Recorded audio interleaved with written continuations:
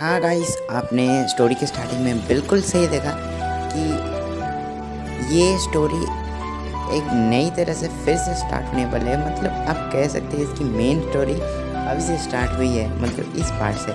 तो गाइस मज़ा तो बहुत आने वाला है। आई होप आपको भी बहुत ज़्यादा मज़ा आएगा।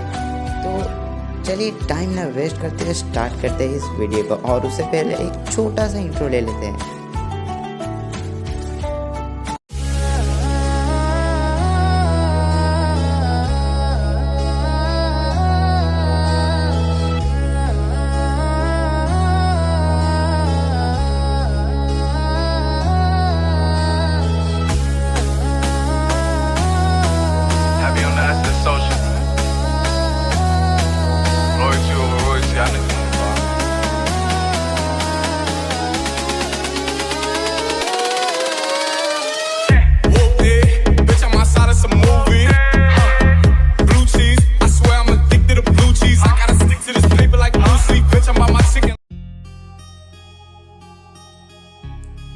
मॉम भैया कब घर आने वाला है?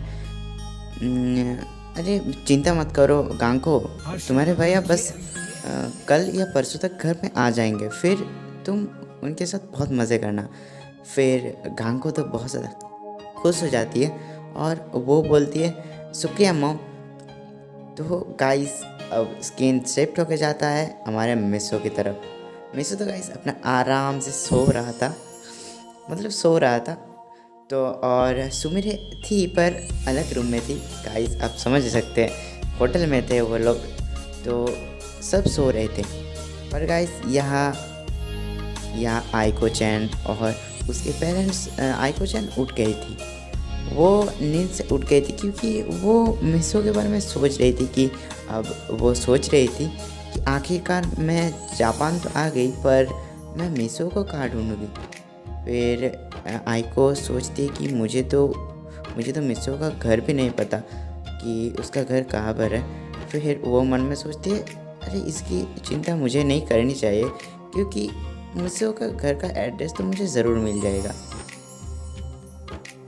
और वो ऐसे ही सोच रही थी और फिर वो अपने बेड से उठती है और फ्रेश होके बाहर निकल जाती है, मतलब रूम से। गाइस आइको और उसके पेरेंट्स का मतलब रूम अलग था। तो आप कंफ्यूजन होगी, तो इसलिए मैंने पहले से ही बता दिया। तो उन दोनों का मतलब उसकी पेरेंट्स का और उसका रूम अलग था। तो अब वो मतलब रूम के बाहर आ जाती है और होटल में मतलब टहलने लगती है। आप कह सकते हैं कि टहलने लगती है। तो गाइस अब वो टहल रही थी और दूसरी तरफ हमें देखा जाता है मिसो भी अब उठ चुका था, मतलब वो अभी उठा था। फिर वो भी मतलब सबसे पहले अपने पर्दे खोलता है कमरे के, तो और वो भी फ्रेश होने के लिए चला जाता है। मिसो के सारे दोस्त उठ चुके थे, केवल सुमिरे को छोड़कर, क्योंकि वो कल रात बहुत ज़्यादा थक गई थी। क्योंकि वो और मिसो मतलब बहुत रात तक जगे हुए थे। जैसे कि आपको पता है कि उन्होंने प्लेन को क्रैश होने से बचाया था।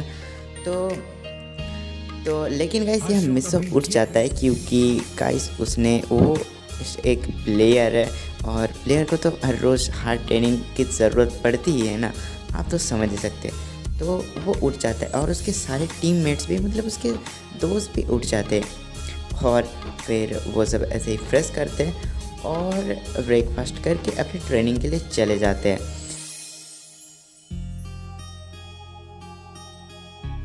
गाइस उस होटल के पीछे एक बहुत बड़ा ही प्लेग्राउंड था। और वो प्लेग्राउंड उस होटल के मैनेजर ने स्पेशली उन मिसो और उसके दोस्तों के लिए खोला था, मतलब खोल के रखा था। तो अब वो सब क्या करते हैं, वो सब टाइम ना वेस्ट करते उस मतलब ग्राउंड पे चले जाते हैं अपनी प्रैक्टिस करने के लिए। और गाइस दूसरी तरफ स्किन शिफ्ट होकर जाता है आइको की तरफ। अभी वो अभी मतलब होटल में ही थी और वो होटल के खिड़की से बाहर के मतलब बाहर देख रही थी। और उसे बाहर मतलब शहर घूमने की बहुत इच्छा हो रही थी। और गाइस पहले आइको जापान में कभी नहीं आई थी, तो वो अब सोचती है कि वो अब बाहर निकलेगी और जापान सिटी को अच्छे से देखेगी। तो वो ऐसा ही करती है, वो मतलब होटल से बाहर निकलती है और उस शहर को देखने के लिए निकल जाती है। और दूसरी तरफ गाइस अब सुमिरे भी उठ चुकी थी और वो क्या करती है, वो तो सबसे पहले आपको पता ही है वो मिसो के रूम में जाती है।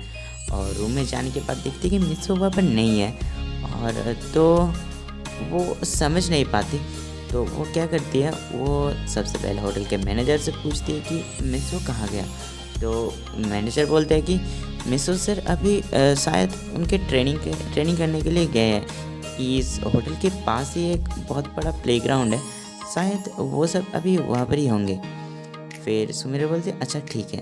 फिर वो ये बोल के वहाँ से चली जाती है। फिर वो सबसे पहले तो अपनी फ्रेश होती है और ब्रेकफास्ट करती है और मिसो के पास जाने के लिए उस होटल से निकल जाती है। अब आइको शहर घूमते घूमते वहाँ पर पहुँच जाती है जहाँ पर मिसो उसके दोस्त प्रैक्टिस कर रहे थे, मतलब उस ग्राउंड पे। तो गाइस अब यहाँ एक चीज़ होती है कि आपको पता है कि मिसो और उसके दोस्तों ने अपने मुंह पे मतलब रुमाल बांधा हुआ था ताकि उन्हें कोई पहचाने ना और वहाँ पर भीड़ नहीं इकट्ठी हो जाए। और दूसरी तरफ आइको ने भी यही किया था, वो भी मतलब अपने मुंह में मतलब रुमाल बांध के ही बाहर निकली थी शहर घूमने के लिए। तो वो अब मतलब पहचान नहीं पाती, कोई किसी को भी पहचान नहीं पाता। तो आइको मतलब उस ग्राउंड के पास जाती है और वहाँ पर सीट में जाके बैठ जाती है और वो बैठ के उन सबको देख रही थी।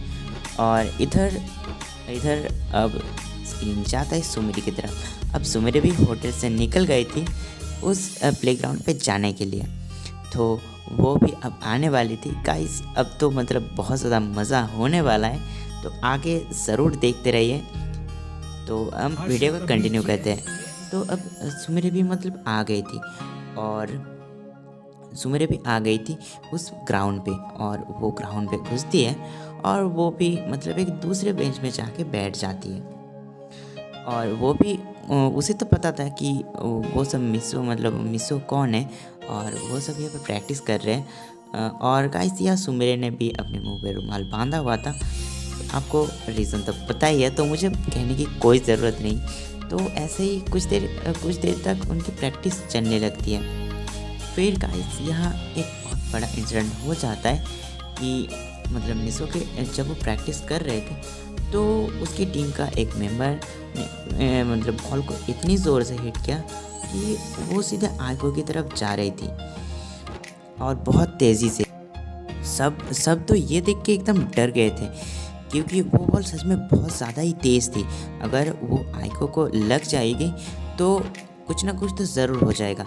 तो अब आइको भी इसे नोटिस कर लेती है और गाइस वो मतलब इतना डर जाती है कि वो वहाँ से हट भी नहीं पाती।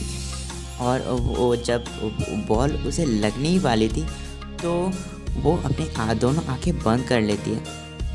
और जैसे ही वो बॉल आइको के चेहरे पर लगने ही वाली थी, तो तभी मिसो मतलब बहुत तेज़ी से दौड़ के आता है और उस बॉल को किसी तरह अपने हाथ से मतलब उसकी डायरेक्शन को बदल देता है और वो बॉल दूसरी तरफ चली जाती है। और मिसो के ऐसा करने की वजह से आइको तो बच जाती है, पर गाइस या मिसो के उंगली में बहुत ज़्यादा ही चोट लग जाती है। तो तभी वो मतलब बस नीचे गिरने ही वाला होता है और वो कैसे भी करके अपने आप को संभाल लेता है। पर गाइस यहाँ जब वो मतलब गिरने ही वाला था तो क्या होता है, उसके मुंह का जो रुमाल था ना वो खुल जाता है और नीचे गिर जाता है।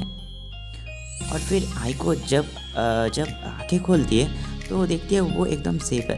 पर गाइस यहाँ जब वो मतलब उसके चेहरे पर मतलब मिसो के चेहरे पर देखती है तो वो तो एकदम शॉक हो जाती है और वो खड़ी होती है और बोलती है, तुम।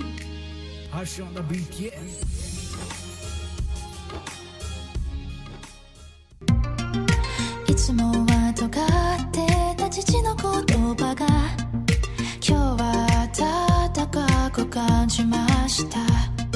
優しさも